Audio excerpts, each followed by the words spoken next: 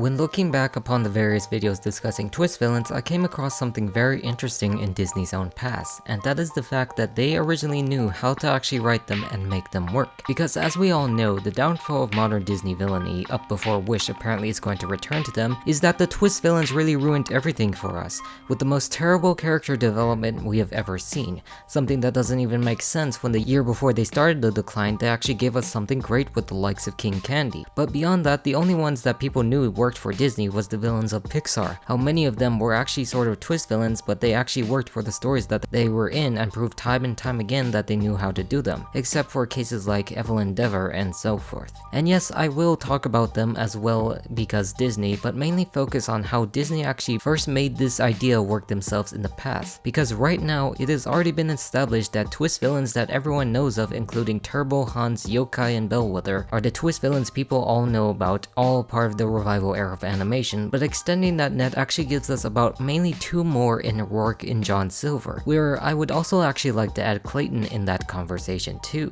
Of course, this is actually also part of the underrated Disney era that came after the Renaissance that still doesn't get the greatest amount of attention these days, which is kind of sad because these villains are far more memorable than any of the modern three at all. And of course we have to start with these three main infamous ones alone before going back to get the overview that everyone started to hate on the internet for the past few years. When you look back upon characters like Hans, you barely get any character development for his character as a villain. Yes, at first you might take some hints there and there towards what he wants, where he finally betrays everyone, but it's just not set up well to convince people of that fact, where his entire plans just don't make any sense in the grand scheme of things. It's one of those things that are 50-50 of even working at all, and everything he could have done could have actually made everything worse, and he just made his character look more and more stupid. Yes, he works in the twist villain in the sense that at first viewing you never actually expected this to happen, but then again that also contributes to the shallow development of his character and just everything about these particular twist villains that are very shallow, because Yokai actually continues those traits as well. The same thing presented with Hans. Callahan was actually presented as the nice guy without any great hints towards his overall character. The development is not there, nor does it want to be there. The only reason why this movie wasn't as good as it could be is because of the villain itself. It isn't a great movie because of what they did with him in particular. The ideal at first was to be sympathetic, but then when they reintroduce him, they ironically make him unsympathetic to Tadashi's death and actually causing all of that destruction in their own college, which they only fixed in the series instead of the movie that I brought up many times before. There is nothing really there for the audience to be convinced of his actions, where you can only find some of it understandable while the rest completely idiotic, causing chaos in the city that doesn't even need to be done because of his own grief. Like all this time throughout the film, he was just waiting for Hiro to present as microbots to commit to his revenge plot, which is flawed to the max and doesn't make any sense, and it's why he simply is the worst Disney villain of all time, because he doesn't justify any of its actions to the public. Then of course, you capped it off with the most forgettable Disney villain ever in Bellwether, and I feel it's quite tiring to actually talk about her as a villain because it presents the same scenario as the other two. This time, instead, she just becomes the villain at the very end of the film and gets arrested. No time to develop that whatsoever when she was very helpful from before and no subtle hints. There was no subtle hints or manipulations, and it was just dropped right in front of you because that's what they wanted to do in this shit era. It's just basically all the same, adding nothing different, where everyone just kept saying during the same time that Pixar is better in terms of villain's execution. But then of course you have to bring up Evelyn and Buzz Lightyear in that. I exclude Miles Axelrod in this conversation because that kind of works for Cars 2's spy plot. But then again, overall the movie sucks anyways, so that's another excuse for that. Everything about it is truly shit, even the villain himself. Where instead, in of course Incredibles 2 and Buzz Lightyear, both of these are shells of what types of villains they are supposed to be. And of course I've already discussed plenty of times about Evelyn Dever, showing how she is a shallow, illogical idiot where her plans never really worked anyway. The twist here just pisses you off because she shows how stupid she is trying to do something in the shallower vein of Syndrome, and of course the events of the world that takes place before and what results that comes after. It just doesn't make sense for her character because she's designed a way to stop supers from becoming legal, but in the process she's actually doing that. It just doesn't make sense. And of course in the case of Zurg, Zurg for the main villain of Buzz Lightyear was in fact Buzz Lightyear himself, but older. It just feels the same as the rest, where they couldn't actually figure out a way to put him in as a villain and try to relate it to the main mission that Buzz was on by having an older version of his character attempt to fix his mistakes. This whole movie is attempting to fix mistakes and learning to live with him. It has no weight whatsoever because it is under the shadow of a character everyone already knows about, where in fact, in Toy Story 2, it actually did Zurg right for the twist of actually being Buzz's father. It just doesn't work because you actually expect Zurg to be the villain's Buzz, but no, they just had to make him a twist villain who is himself because that's what we want to have in our characters, because apparently it's just too hard to make a villain nowadays without it trying to attempt to be relatable or sympathetic in some way. I'm looking at you, Namari. It's like just when you think they stopped the villains, they infected Pixar by making terrible ones compared to the twist villains they had that people actually point out in films like Up, Monsters Inc., Coco the most, and of course Toy Story 2. And I don't want to spend too much time on this section to get to the Disney animation point understanding their actual twist villains, but I want to highlight this because they understood their twist villains from the very beginning. Their characters were actually set up well, like Ernesto de la Cruz, because he already got the victory in the past, and the audience is convinced of the fact that he plays the villainous role. He's not related to Miguel, and he actually did it for the glory of himself. And Charles Muntz is understandable because he has been stuck down there for so many years, where you wouldn't doubt the fact that he had gone crazy at that age being stuck there. Skinny Pete actually works because the ideas and themes about toys and their kids that was present at the start, where the pattern that remains here is present is the fact that most of the main opposing points of the heroes are already present at the beginning when they are introduced, and it's something that they still continue to follow in the course of the movie. It's the motivations that are presented to us in the beginning that makes sense logically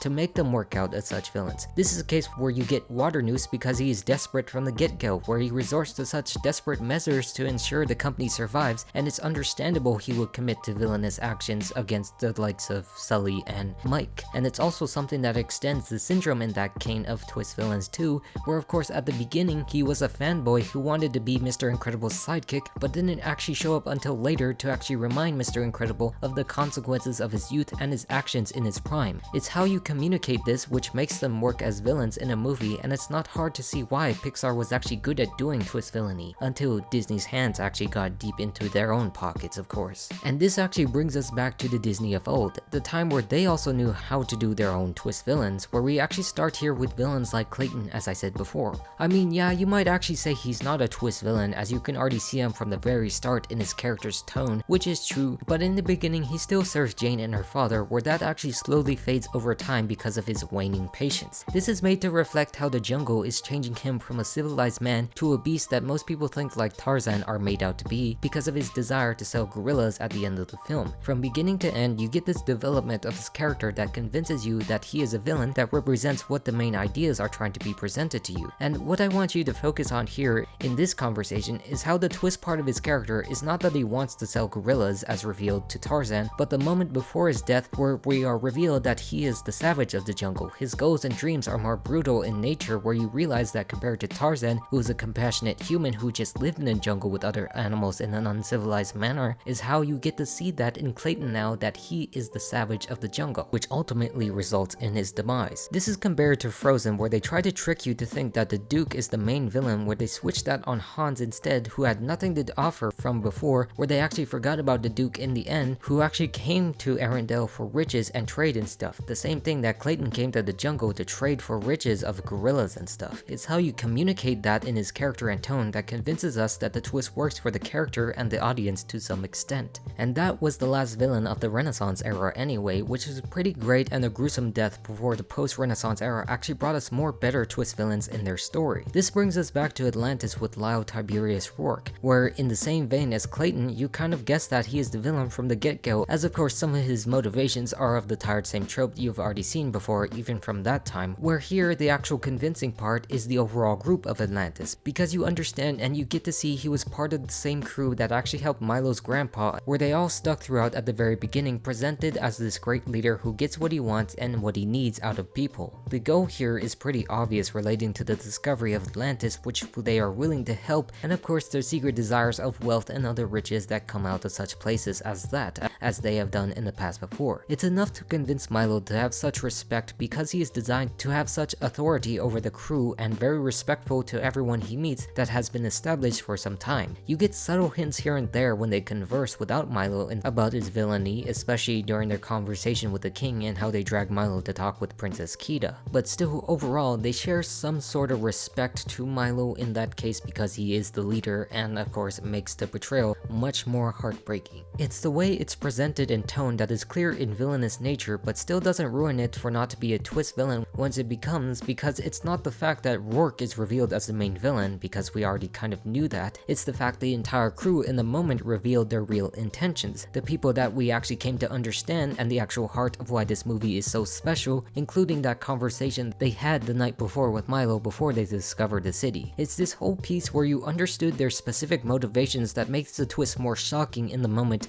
and why it worked more effectively in the movie with Rourke's character about showing us that he is the mercenary, which has been better communicated to us than what Hans did at all. It's there from the beginning to end, and Frozen never gave us those facts to deal with at all. And of course, his character as a villain is straightened when Milo makes the others realize what they are doing to the people of this lost civilization is wrong, where Rourke still actually in his mind does not care for such a time period like World War I, the era when this movie takes place, where the technology can be sold to the highest bidder in a hope to make that effort and make him rich beyond belief, where, similar like Clayton in this scenario, the constant goal is what turns him into an insane monster that brings out the villain in him, because it really shows the heart of what their characters are really like. It's every man for himself, and he doesn't care throwing characters like Helga down to her death. We see his sanity slowly slipping because his chance for wealth is fading because of this one scrawny linguist who cared too much for the people of Atlantis. All of these facts just make his fate more satisfying because he transforms into the thing he was trying to sell, a part of the crystal where many people that saw that points out that because of the powers it held, it judged his heart and turned him into the crystal that he was trying to be, shattering into millions of pieces to sell his fate. All in all, he is a fun villain whose twist was actually done right from the start for a Disney film that was released way back in 2001,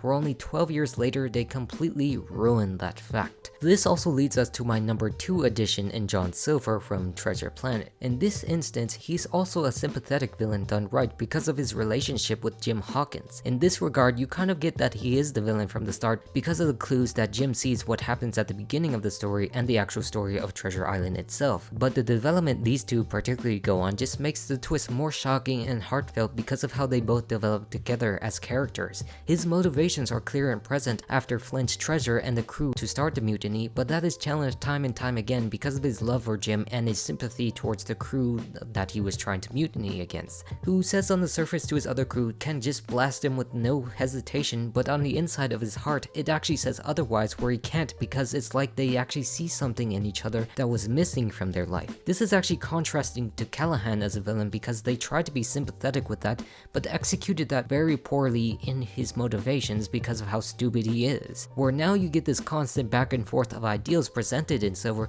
that makes him save Jim at the end, putting you on your seat to what he's going to do. The twist here is that the relationship is being broken and tested, and finding how to put that back together, where John at the end actually gives Jim enough money to rebuild the inn, to have a good life for him where he goes wherever the stars takes him, redeemed at the very end for any actions he took as Treasure Planet was destroyed. You gravitate towards him because of his very character that tests him as a villain and as a father figure, and it's why he is so good for those reasons. It's astounding that in these 2 years alone, Disney actually knew how to make these twist villains, where the problem is the fact that these films never got the attention they deserved, which is all pretty pathetic and something we already know because they sabotaged these films and tried to make something different as this new era of twist villainy instead. And then again, recently, this leads us back to 2012, before Hans with King Candy in that conversation. Like the previous ones, you can deduce he is villainous because of the fact he opposes that Ralph is in his game, which is understandable about game jumping, but is more towards his own behavior towards Vanellope in the film and what the film doesn't want game characters to do, like what Turbo did, which is the real twist of this film. His personality in the beginning is presented as entitled and narcissistic to some degree, which you can easily deduce as well, where it finally comes up to the event where he's revealed as Turbo, the one character who destroyed 2 games because of his own ego. And all of that actually fits into what we have seen throughout the film and why he was so against Vanellope and how he was shown to be manipulative towards Ralph throughout the film. His character is primarily made out of jealousy. He wants the spotlight, he wants to be loved, and he found that through this bubbly game known as Sugar Rush, where he himself rewrote it so that he could be the leader, removing Vanellope out of the way, so that the mistake he made when he invaded the game wouldn't actually happen again. villain. And like previous villains, when this fact is revealed, he actually turns insane doing whatever he needs to preserve these facts as is, because we've already built up to such a moment of the twist to be Turbo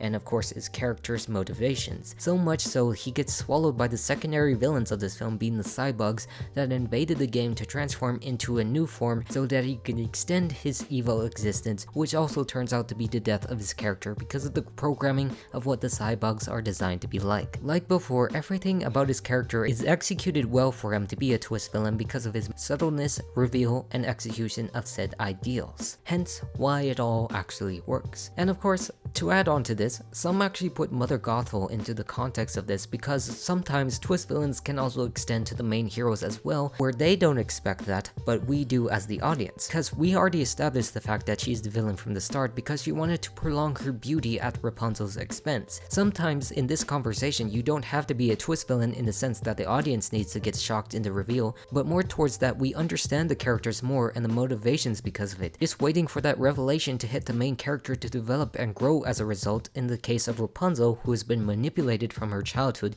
to believe away that Mother Gothel is her mother until the very end where she gets what she deserves. It's how you demonstrate a level of understanding that worked for them that this trio of shit never really got, or even the recent Pixar films, because it has to be understandable, it has to work within the context of the film, otherwise it just doesn't work. The concept of twist villains aren't bad because they have been done so good for many years, but it just needs to work for the sake of the film's story rather than rush automatically because you just reworked parts of your story and forgot to include a villain in that regard, or just forgot you even had one and just made one for the sake of subverting expectations. Learning over the years of other YouTubers and their problems of twist villains just made me look back on more why we love these stories and how they actually managed to make them work before when they actually had effort and creativity put into them, but nowadays just constantly don't get it with their recent choices. And for me, to make this does seem repetitive, but I really want to get the point across to why I was a fan of this company in the first place and the ideals that they tried to head in their stories and worlds that they built that I personally wanted to be a part of and still want today, but currently do not want to do so.